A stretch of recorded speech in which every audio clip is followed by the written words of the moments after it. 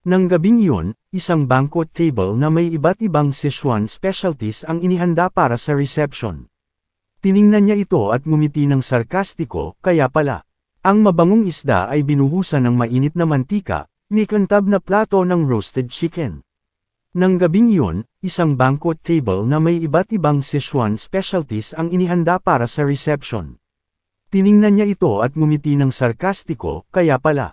Sa pagtingin sa banquet table na iyon, naintindihan niya na napakaba ng pagkain at inumin sa Hua sect. Kung kaya niya pang tiisin iyon, kung ako iyon, uuwi na ako at mamumuhay ng masaya. Bakit ako mananatili sa Hua sect?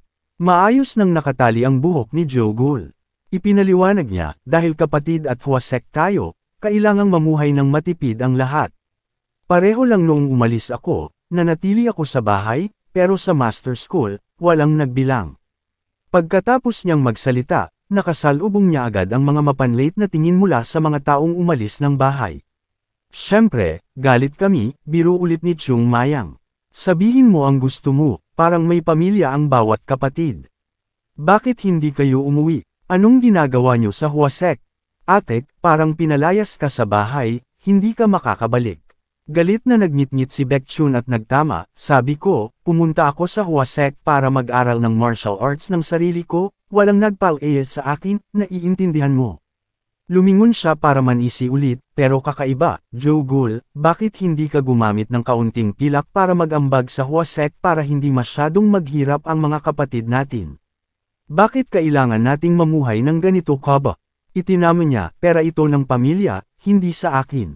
Magagamit mo ito kung gusto mo, saan mo sa tingin pupunta. Gayunpaman, matipid at mapanlin lang pa rin sina Yunjong at Lula Tu. Nagpayo si Baekchun, okay, kumalma kayong lahat, huwag niyo na siyang kausapin ng ganyan. Pagkakamali lang ang lahat, siguradong hindi gusto ng nakababatang kapatid iyon. Malinaw na ang lahat sa inyong dalawa, mamumuhay tayo ng mas masaya mamaya. Nagpout si Chung Mayang, okay, kung sinabi ni Kuya, mas mabuti. Pero hindi rin kayo dapat magdepensa sa isa't isa. Pansamantala tayong naghiwalay, pero sino ang maglalakas loob na lumapit sa dalawang dakilang master na tulad nyo? Pagkasabi niyon, kumuha siya ng ilang plato ng pagkain, nagpapanggap na hinihila ang dalawang tao palabas. Sumigaw siya ng galit, anong sinasabi nyo? Manatili kayo dyan. Ang mahalaga, hindi pa tayo nakakarating sa Yunnan. Matapos ang ilang sandali, payapang nakaupo ang lahat sa mesa para mag-enjoy. Ngumuya si Chung Mayang sa kanyang mga pisngi at nagtanong, okay, anong sinabi ng tatay mo? Yumuko si Joe Gul at sumagot, wala pa akong nasasabi. Anong problema? Nag-aalangan si Chung Mayang bago ikinumpas ang kanyang mga daliri at nagkwento, nangako ako noong unang bahagi ng nakaraang taon na babalik ako sa pamilya para tulungan ang tatay ko, pero lumipas na ang deadline at gumagala pa rin ako kasama nyo. Kaya bakit hindi ka bumalik kapag dumating ang oras? Tanong ni Chung Mayang. Iyon pala ang iyong hitsura, sagot ni Joe Gul. Iyon ang nasa isip ko, pero sa labas, sinabi ko lang na ganoon ang lahat. Sa pagkakataong ito, nang bumalik ako, malamang inakala ng tatay ko na babalik na ako, pero hindi iyon ang kaso, kaya hindi ako naglakas loob na magsabi ng kahit ano. Sa harap ng lahat ng magulang, prangkahang nagmungkahi si Chung Mayang, okay, sabihin na namin sa iyo kung mayroon. Agad na tumanggi si Joe Gul, hindi nakikinig ang tatay ko sa kahit anong sasabihin nyo. Gusto ko pa ring sumama sa lahat doon sa Vanam, pero ayaw ko pang manatili sa pamilya. Narinig iyon ni Baekchun at Bamulong, nagtataka, bakit ang isang malaking lalaki na tulad mo ay interesado sa ganyan? Sumang-ayon din si Yunjong at nagtaka, mahirap itong intindihin. Nagbulungan ang dalawa, sa pagtingin lang, alam mo na ang merchant group ni kapatid Joe Gul ay hindi hamak sa benefactor ng merchant group. Sa isang tingin, malalaman mo kung gaano kayaman ang pamilya niya. Ang isang taong tulad niyan ay dapat manatili sa bahay, mag-enjoy ng kanyang kaligayahan. Sa pagtingin-tingin, nakikita kong medyo kahawig niya ang kapitan ng merchant company na iyon. Tunay siyang mayamang tao, kaya gusto ko pa ring manatili sa pamilya mo, sabi ni Chung Mayang. Tumango ang lahat, oo, ganoon din ang iniisip ko. Nagalit si Joe Gul, pero nagpigil pa rin, okay, ulitin mo nga iyan. Nakapagdesisyon na akong sumama sa lahat. Huminga ng malalim si Baekchun, kapatid, pagkatapos kumain, kakausapin ko ang mga magulang ko tungkol sa kagustuhan kong pumunta sa Yunnan. Tumanggaw siya at sinabi, okay, depende sa akin ang lahat. Ang paglalakbay natin sa Yunnan, kung ano ang mangyayari, kung paano makakakuha ng purple herbs, depende sa iyo ang lahat. Tiyak na may alam ang tatay mo tungkol sa mga bagay na ito. Kung may mahirap pag-usapan, sabihin mo lang sa amin. Kung may maitutulong kami, tutulungan ka namin. Tumanggaw siya ng matatag. Pagkatapos kumain, pumunta si Jogul para kausapin ang tatay niya. Nagulat ang tatay niya at nagtanong ulit, bakit? Maraming taon na akong hindi nakakabalik sa bahay ng pamilya, bakit gusto kong magtanong ng direksyon patungong yan? Ganoon ba iyon? Naiintindihan mo kung anong lugar ang Vanam, tama? Sumagot siya, alam ko rin. Bakit ka nagtatanong? Nangako ka dati na babalik ka rito para tulungan ako, lumipas na ang 1 taon. Hindi ka nanatili, pero bakit gusto mong magpatuloy? Ano ang ibig mong sabihin? Tahimik niyang tinanggap ang paninisi, bumantong hininga sa kanyang puso, mahirap pag-usapan ang mga bagay na tulad nito, kaya ayaw kong umuwi. Puno ng determinasyon si Jogul at nagpahayag, tatay, kailangan kong pumunta sa yan kasama ang lahat. Sinubukan siyang kumbansihin ni Tatay Chu, kailangan kitang manatili para tulungan ako. Sapat na ang pag-aaral ng martial arts. Tumutol si Jogul, pero may elder na tumutulong sa tatay. Anong sinasabi mo? Ang tradisyon ng pamilya natin ay dapat tumulong ang lahat ng miyembro para mapanatili ang negosyo, nakalimutan mo na ba? Pero nangako ka sa Secmaster na pupunta ka sa yan kasama ang lahat. Okay, iyan pala, sinasabi mo sa akin na wala lang ito. Galit na galit siya na hinampas ang mesa, nagpapahiwatig ng paninisi at tumigil sa pagsasalita. Dati, gusto mong maging mas malakas, gustong pumunta sa lugar na walang pressure ng negosyo at komersyo para makapag-isip? Kaya hinayaan kitang pumunta sa Huasek dahil naniniwala akong matututo ka ng maraming bagay tungkol sa buhay doon? Buhay tungkol sa hirap, tapos mag-iisip ulit. Ngayon, lumaki ka na, pero gusto mo pa ring manatili sa Huasek, umalis at hindi bumalik sa pamilya. Ito ang bahay ko, kung saan may mga miyembro ng pamilya na nagpalaki sa akin, pero wala akong pakialam, ang mga bulaklak ko lang ang pinapahalagahan ko. Ilang taon pa lang ako roon, pero nakalimutan ko na ang lahat ng tao sa pamilya. Anak, naiintindihan din kita, pero kailangan mo rin akong intindihin. Paano kita hahayaang pumunta roon para mamuhay sa ganoong kahirapan? Matapos makinig, matatag pa ring nagmakaawa si Jogul, tatay, pakisabi sa akin kung paano makakarating sa Yunnan. Napasinghap ang tatay niya, at hindi makapagsalita. Ipinaliwanag niya, nangako ako sa Secmaster, kaya gagawin ko ang makakaya ko para matapos ang gawain ito. Kung hindi ko ito magagawa, ano pa ang magagawa ko sa hinaharap? Tatay, kakaintindihan mo ako, ito na lang. Natigilan ang tatay niya, anak. Tumayo siya at naglakad papunta sa pinto. Pagkatapos ng ilang sandali, huminto ang paggalaw niya. Hindi siya lumingon, pero sinabi, naiintindihan ko, pero sa totoo lang, hindi ko alam kung paano makakarating sa Yunnan ng ligtas. Tamad na nagkwento si Jogul, napansin ko habang naglalakad sa kalsada, nagbebenta ng Yunnan puwerti dito. Sa asosasyon natin, nagbebenta rin tayo ng ganoong uri ng tsaa. Siyempre, may trade route mula nang dumating ang Yunnan dito. Ang ganoong uri ng tsaa ay lumitaw dito, kahit gaano pa harangan ng Southern Barbarian Beast Palace ang Chamber of Commerce, may iba pa ring trade routes. Iyon ang ibig sabihin ng pari, tama. Nagulat na lumingon ang pari at sinabi, naiintindihan ko. Oo, may naiintindihan ako ngayon.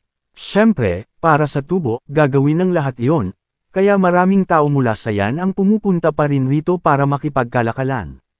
Kaya sana payagan ako ni tatay na sumama sa trading group natin sa pagkakataong ito. Ako ang bahala sa pagbabalik ng sambahayan, at okay lang din ang pagiging porter. Biglang sumulpot ang nanay niya, hindi pwede. Ano ang estado mo, bakit ka kukuha ng ganoong peligro?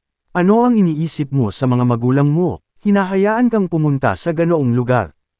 Hindi ko ito pinapayagan, pakisuko ang ideyang iyan. Lumingon si Jogul para tingnan siya. Nagdesisyon siyang tumayo at maglakad papunta sa nanay niya.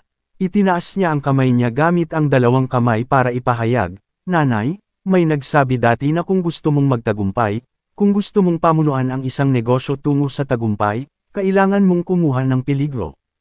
Kaya paano ko maiiwasan ang lahat ng hamong ito at manatili sa proteksyon ng mga magulang ko magpakailanman? Nakapagdesisyon na ako, sana payagan ako ni nanay." Parang nakumbinsi siya, pero nag-aalala pa rin ang nanay niya. "Hindi ko talaga maintindihan kung bakit kailangan mong pumunta sa ganoong kalagayan. Tatay Chu, ibig sabihin ba nito ay kailangan mo talagang pumunta roon?" Tanong niya. "Oo, kaya ano kung tumutol pa rin ako?" Tanong ng tatay ni Joe Gul. Matatag na sumagot si Joe Gul, "Kung ganoon, sasama pa rin ako sa aking mga kapatid patungong Yunnan sa sarili kong paraan." Biglang tumahimik ang silid. Tumingin sa akin si tatay, tumingin ako sa tatay ulit. Sa huli, nagkompromiso si tatay. "Anak ko, lumaki ka na. Okay, mag-usap tayo mamaya. Kailangan kong makilala ang mga kapatid mo para makita kung sila ba talaga ang mga taong mapagkakatiwalaan ko at maipagkakatiwala ko ang buhay ng anak ko." Naguluhan si Joe Gul at magsasalita sana, pero pinutol siya ng tatay niya. "Ito ang huling konsesyon ko sa iyo. Kung hindi ka pa rin sumasang-ayon, umalis ka." Walang nagawa si Joe Gul kundi tumanggap, pero nag-aalangan pa rin siyang nagtanong ng mahina, "Pero hindi ba pwedeng baliwalain ni tatay ang isang tao?" Makalipas ang ilang sandali, nagtipon ang lahat sa reception room. Sinabi ni Master Zhao, "Ganoon nga, kaya ko kayo inimbita rito para makilala ang lahat. Makakapag-usap tayo ng komportable na parang nasa bahay." Magalang na tumayo si Baekchun, ikinuyong ang kanyang mga kamay, at nagpakilala, "Ako ang namamahala sa pagdadala sa Hwasek Group, ikalawang henerasyong disipulo, Baekchun." Magalang na bumabati si Baekchun sa group leader. "Hindi namin inaasahang makakarating dito, kaya kung may nagawa kaming hindi nakalugod sa group leader, sana patawarin niyo kami." Nagulat si Tatay Chu at tahimik na sinuri si Baekchun.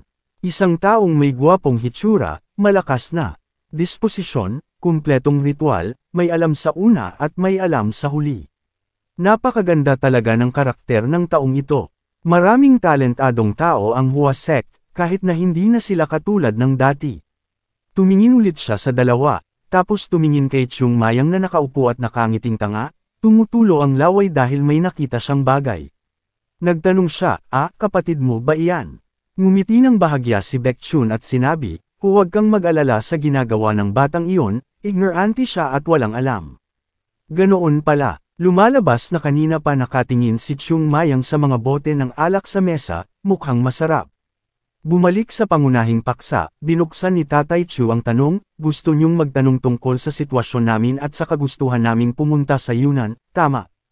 Bumantong hininga ang master ng grupo at sumagot, "Tama iyan." Nagpakawala siya ng buntong hininga, "Walang sulat ang anak ko, kaya tuwang-tuwa akong bigla siyang bumalik, pero hindi ko inasahang gusto niyang pumunta sa Yunnan." Bilang tatay niya, hindi ko mapigil ang mag-isip at mag-alala. Alam ng lahat na napakapanganib na lugar ang Yunnan, kaya ang dahilan kung bakit ko kayo inimbita sa lugar na ito, sa totoo lang, ay para makita kung mapagkakatiwalaan ko kayo na ipagkatiwala ang mga anak ko sa inyo. Sumulyap si Baekchun kay Joe Gul na nakayuko ang ulo, paminsan-minsan ay tumitingin at nagsasabi, "Hindi mo kailangang mag-alala tungkol doon."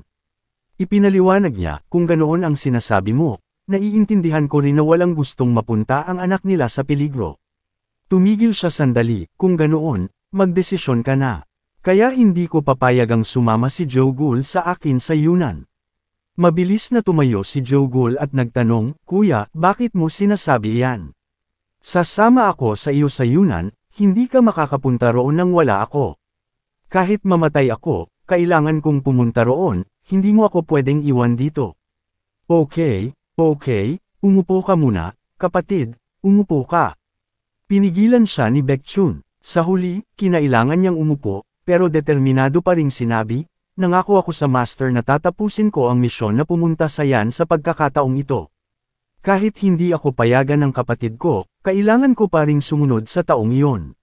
Sabi ni Baekchun, "Huwag kang masyadong mag-isip. Sa tingin mo ba kung malalaman ito ng sect master, papayagan niya akong pumunta sa yan? Kahit anong sabihin mo, gaano man kahalaga ang master mo, paano mo makakalimutan ang libingan ng pamilya mo? Paano mo sisirain ang pangakong binitiwan mo sa mga magulang mo dahil doon? Gusto sanang magpaliwanag ni Joe Gul, pero biglang sumingit si Chung Mayang, ang moralidad ay para lang sa palabas. Nasa iyo ang moralidad, gawin mo ang gusto mo, iyon ang relihiyon.